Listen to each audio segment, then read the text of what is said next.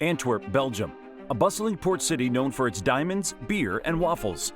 But behind its charming facade lies a sinister underworld of cocaine trafficking, where organized crime groups use the city's port as a gateway to flood Europe with one of the world's most addictive and dangerous drugs. But why Antwerp? How can the smugglers avoid the authorities? And what's being done to stop this epidemic of organized crime?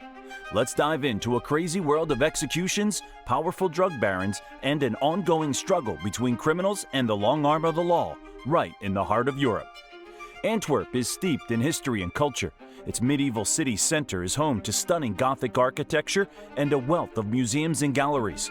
It is also known as the diamond capital of the world, with over 80% of the world's rough diamonds passing through the city's diamond district, full of jewelers and industry experts.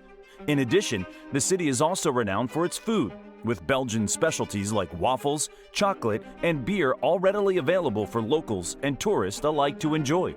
With a bustling port and a strategic location in the heart of Europe, Antwerp is a vibrant and cosmopolitan city, attracting visitors from around the world to experience its unique blend of old-world charm and modern sophistication. But beneath its charming exterior lies a darker side. It's not just tourists that are choosing to visit Antwerp. It's one of the largest ports in Europe, and it's become a hub for international drug trafficking, particularly cocaine. How bad is the problem? Well, tests done on the city's wastewater showed 2,381 milligrams of cocaine detected per 1,000 people per day. That's astounding and dwarfs any other city where similar tests have been carried out. What's more, 110 tons of cocaine were seized by Belgian police in the city in 2022. But why Antwerp? There's nothing about Antwerp or Belgium, a traditionally quiet and unassuming place, that suggests that Europe's cocaine supply would come through the city. If anything, Belgium is a country that many people would, rightly or wrongly, call boring. It's only when you look closer that it becomes apparent. The second largest port in Europe is a huge, sprawling place. This makes it easier to evade the authorities and move the drugs and money without it being seized. Only 2% of over 10 million containers that pass through the port each year are checked by authorities, making it easy to hide cocaine and other products, like bananas from South America, which is a popular cover for cocaine, or other goods being imported. When you couple this with the city's diamond district, used to shift wealth into precious stones and launder money for generations, you have a lot of conditions needed to build a thriving drug trade. The transit network out of Antwerp means goods that come into the port can be anywhere in Europe within hours or days, regardless of whether those goods are legal or contraband. The deeper you look, the more obvious it is that Antwerp, in sleepy Belgium, could be this hub of the European cocaine trade. The final ingredient in this cocktail of crime is the fact that Antwerp is home to a large community of immigrants from Morocco who work at the port. These families, interlinked through marriage, have been slowly using Antwerp to build up their criminal activities and smuggle cocaine into Europe since around 2012. A former Belgian police officer was quoted as saying, "So, there's Europe's biggest diamond district, one of Europe's largest gold markets, Europe's second busiest port, where most of Europe's cocaine imports arrive, and a neighborhood full of immigrants with close ties to both port operations and Morocco's extensive hashish and cocaine trade. It's made easier by the dysfunctional politics in Belgium, making it hard for cooperation between the north of the country, made up of Dutch-speaking nationals, and the south, mainly made up of French speakers who traditionally come to blows on political, social, and economic issues. And this makes it tricky to form a united front to tackle organized crime on this scale. This has opened the floodgates, and more criminal organizations are pouring into Antwerp. Why is this a concern now? Until recently, there hadn't been much violence involved, and authorities, while they were tracking the cocaine being brought in through the port, the concerns weren't there over the safety of the city's leaders and citizens. The Moroccan gangs that were the main players in the drug trade in Antwerp were all intertwined by blood or marriage, which meant killings and violence between the gangs were rare, with them being unwilling to fight with any family members.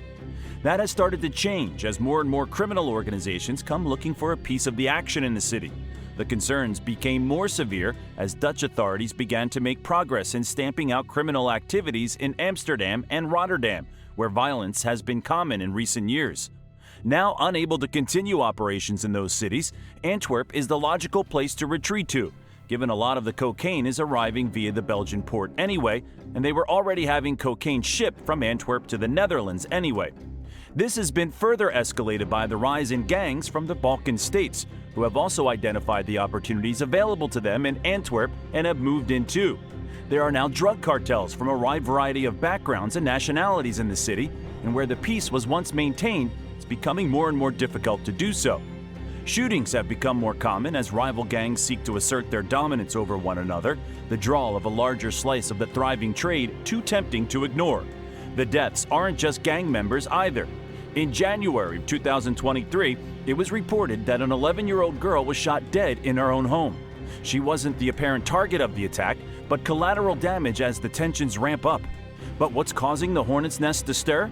Well, the Belgian government have recently deployed up to 100 additional police into the port, sparking fears that as it becomes more difficult to evade capture and harder to make money in the city out of drug running, the criminals are becoming more aggressive and desperate in their activities. Corruption is on the rise. Not only are they fighting amongst themselves more often, but they're also becoming more forceful in their recruitment of ordinary citizens too. Frontline port staff were once the prime targets, but as security levels are increased at the port, it's higher-ranking officers, security personnel, and even those in local government that are being roped in. They watch their targets, learn personal information, and then use this to manipulate, blackmail, and force them into helping their operation. This can be anything from physically loading and unloading the goods to overlooking checks, all the way to influencing police activity and even lawmaking. As the authorities tighten their grip on the security at the port of Antwerp, the criminal gangs become more desperate and willing to risk more to keep a grip on the huge amounts of money that are exchanging hands. The value of cocaine increases most during the transporting stage, with it starting out at around $1,200 per kilo when it's made to anywhere up to $60,000 per kilo at sale in Europe. The after-production value increase is about 150%, and the end-selling markup is around 300%.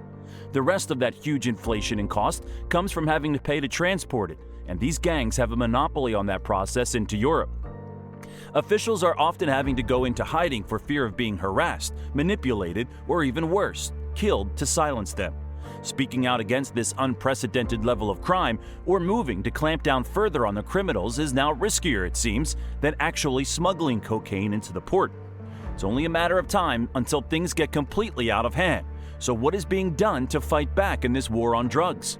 How are the authorities responding? The biggest problem that Belgian and European security authorities have in cracking down on this organized network of criminals is how far and wide the connections run.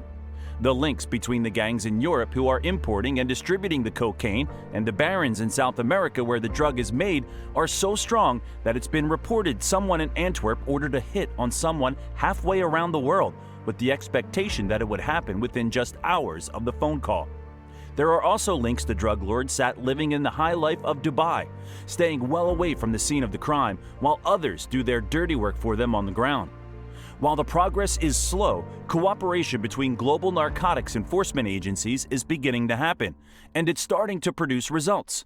Instead of simply being content with arresting and processing the ground-level gang members who are unloading the cocaine, the focus is now turning towards following the chain back to the big players who sit at the top of these organizations, with the belief that taking these barons down will turn the tide back in the authorities' favor.